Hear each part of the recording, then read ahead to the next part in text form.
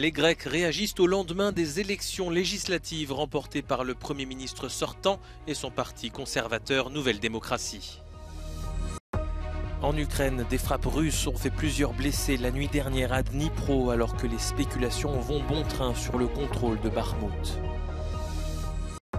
Le géant américain Meta condamné à une amende record pour non-respect du règlement européen sur les données personnelles.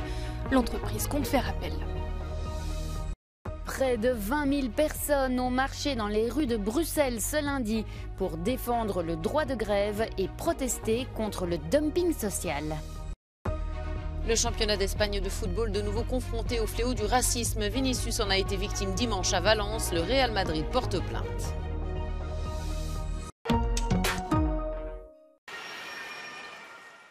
Les avis sont partagés en Grèce au lendemain des élections législatives avec une sévère défaite du parti de gauche Syriza. Le Premier ministre conservateur sortant, Kyriakos Mitsotakis, remporte lui nettement le scrutin et appelle à de nouvelles élections pour obtenir une majorité absolue qui lui a échappé de quelques sièges. À Athènes, les Grecs semblent s'accommoder de cette victoire de la droite.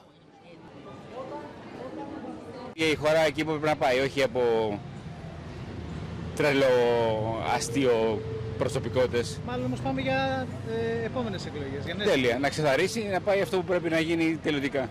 Άρα είστε υπέρ αυτοδύναμης κυβέρνησης. Εννοείται, αλλιώς δεν γίνεται κάτι άλλο. Φαινόταν ότι θα κερδίσει μπροστά με 10 μονάδες, 20 τώρα. Έτσι τα προγνωστικά που βλέπαμε. Pour certains Grecs, cette victoire ne signifie pas que tous les problèmes sont résolus, mais ils attendent du gouvernement qu'il s'attaque aux sujets considérés comme importants comme le chômage et l'insécurité. Τις θεωρώ τις πιο δίκαιες εκλογές που έχουν γίνει ποτέ. Σοβαρές και δίκαια νίκησε ο πιο σοβαρός άνθρωπος να υπηρετήσει παραπέρα του την πατρίδα που έχει προβλήματα. Και ανεργία υπάρχει και εγκληματικότητα υπάρχει και τα πάντα υπάρχουν. Άμα διορθωθούν, τι να πω. Εύχομαι να πάνε όλα καλά. Παρά το ότι τα προβλήματα της καθημερινότητας επιμένουν και παραμένουν, η επιλογή του κόσμου την Κυριακή των εκλογών δεν επιδέχεται περαιτέρω ερμηνείας αν κρίνουμε με βάση τους αριθμούς.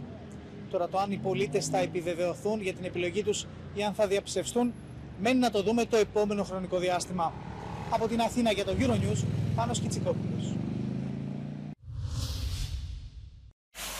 Une attaque russe d'une ampleur inédite a frappé la ville ukrainienne de Dnipro dans la nuit de dimanche à lundi. Selon Kiev, Moscou a lancé 16 missiles et 20 drones kamikazes, faisant 7 blessés. Plusieurs bâtiments et des véhicules ont été endommagés dans cette ville située dans le centre-est du pays, mais l'armée ukrainienne a affirmé avoir intercepté l'essentiel des missiles. En parallèle, la centrale nucléaire de Zaporizhzhia dans le sud a été reconnectée au réseau ukrainien selon les autorités après une coupure entraînée par des frappes russes dans la nuit. Le refroidissement des réacteurs a été assuré par des générateurs diesel pendant ce laps de temps. La centrale de Zaporizhzhia, la plus grande d'Europe, est sous contrôle russe depuis mars 2022. À Bakhmout, épicentre de la guerre, les spéculations vont bon train après la revendication samedi du contrôle de la ville par le groupe Wagner.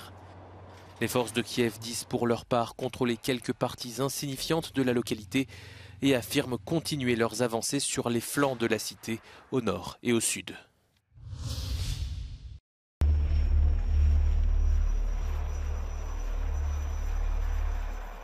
I think this decision from the Duma nowadays to completely withdraw from the CFE is really a sign that there's no return to the security architecture that we knew back in the 90s.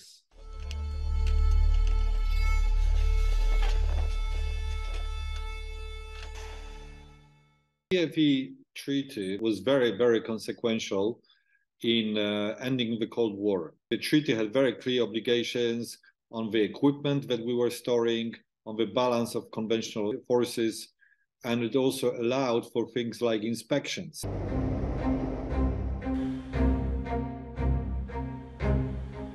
Russia basically refused to comply with some obvious treaty obligations. They did not withdraw troops from Georgia and Moldova in particular, and they stationed troops there in violation of treaty provisions. The reason really why Russia suspended in 2007 was because US plans to establish military bases in Bulgaria and Romania. The United States clearly mentioned that these bases would not be permanent. They were temporary, and under CFE treaty conditions, this is allowed. However, Russia was accusing the United States for these bases to be permanent.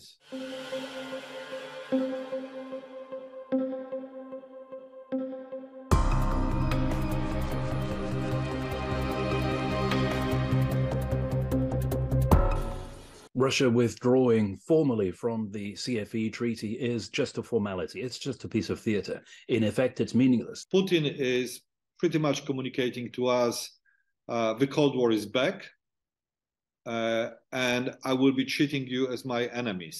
He wants to say that, you know, us helping out Ukraine is not acceptable to Russia. That means that Ukraine is our enemy, and so are you. And you should all fear that. Elle chante pour soutenir l'Ukraine et se rester dans un pays en guerre depuis plus de 14 mois. La plupart de ces femmes ont fui avec leurs enfants lorsque les bombardements ont commencé en février 2022. Elles forment ensemble la chorale tchéco-ukrainienne Sunflowers et chantent des chansons qu'elles connaissent souvent depuis l'enfance. Ces concerts caritatifs et la vente d'objets, t-shirts, sacs en tissu permettent de récolter des fonds notamment à destination des soldats. Vlastně na počátku byla myšlenka jenom toho zpěvu společného, té radosti a nakonec se ukázalo, že vlastně jsme schopni tím zpěvem a tou radostí, kterou rozdáváme, vydělat i nějaké ty peníze, které vlastně potom jsme schopni zase přetavit dál do hygienických věcí, do ponožek, do čelovek, do věcí, které vlastně lidi na Ukrajině potřebují. Lampe de poche, sucreries, dentifrice, ces kits sont préparés soigneusement pour apporter un peu de confort et réconfort. Lena s'est réfugiée en République tchèque, incapable de vivre plus longtemps sous la menace des bombes. Начинались сирены, то уже бежали в гараж, в подвал гаража и прятались в гараже, чтобы детям также не было страшно. То и мой сын, то моя дцера, а то... Dans ces paquets sont aussi glissés des petits mots de soutien à destination de leurs compatriotes. Постарайтеся о себе, своє околі, а врайтеся відчижне. Čekáme. Inter arma silent muze, ve válce mlčí muzy, říká staré latinské přísloví. Tady umění naopak pomáhá, a to lidem na Ukrajině. Jiří Skácel, Euronews, Litomyšl, Česká republika. La maison mère de Facebook Meta, condamnée à payer une amende d'1,2 milliard d'euros, un record en Europe. Le groupe est accusé d'avoir violé le règlement général européen sur la protection des données personnelles.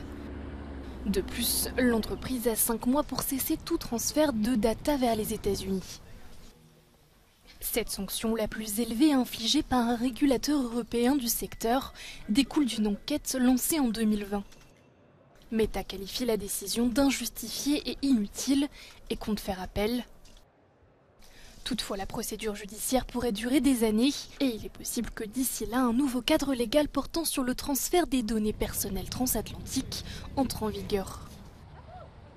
La décision actuelle porte exclusivement sur Facebook et non sur d'autres services de la multinationale tels qu'Instagram ou WhatsApp.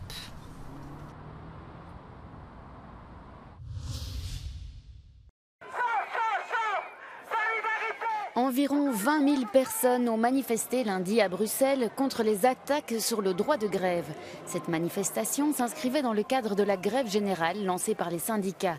Le gouvernement fédéral souhaitant adopter une nouvelle loi interdisant aux émeutiers de participer aux manifestations.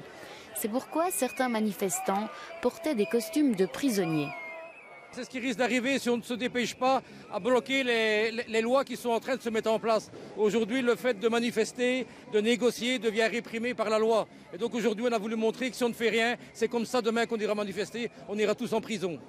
Les manifestants sont également en colère contre une série de décisions judiciaires récentes qui les ont obligés à lever les barrages devant une chaîne de supermarchés belgo-néerlandaise. Il s'agit d'une protestation de longue date qui dure depuis 3 mois déjà contre le franchisage de l'entreprise.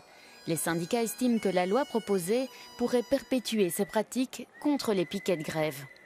Entre manifester et bloquer une entreprise dans le cadre d'un mécontentement et casser, c'est totalement différent. Nous ne sommes pas là pour vandaliser, nous sommes là pour revendiquer nos droits. Ce n'est pas la même chose. Il ne faut pas justement tout assimiler.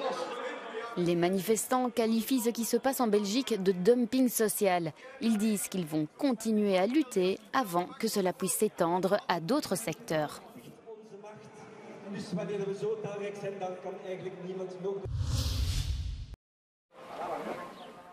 Le Real Madrid porte plainte après les insultes racistes dont a été victime ce dimanche l'attaquant brésilien Vinicius. Le merengue régulièrement ciblé s'est plaint d'avoir été qualifié de singe par des supporters adverses et l'entraîneur du Real de fustiger le racisme dans la Liga. Es inaceptable. La Liga española tiene un problema, que no es Vinicius. Vinicius es la víctima de un problema muy grave. L'événement a suscité de nombreuses réactions de soutien, à l'exception notable du patron de la Liga. Trop, c'est pour sa part insurgé le président brésilien Lula. Não é justo que o menino pobre, que venceu na vida, que está se transformando possivelmente num dos melhores jogadores do mundo, certamente do Real Madrid ele é o melhor, é ofendido em cada estádio que ele comparece. De son côté, le FC Valence a assuré qu'il prendrait les mesures les plus sévères en évoquant toutefois un acte isolé. Le racisme n'a pas sa place dans le football où la société a de son côté clamé le patron de la FIFA.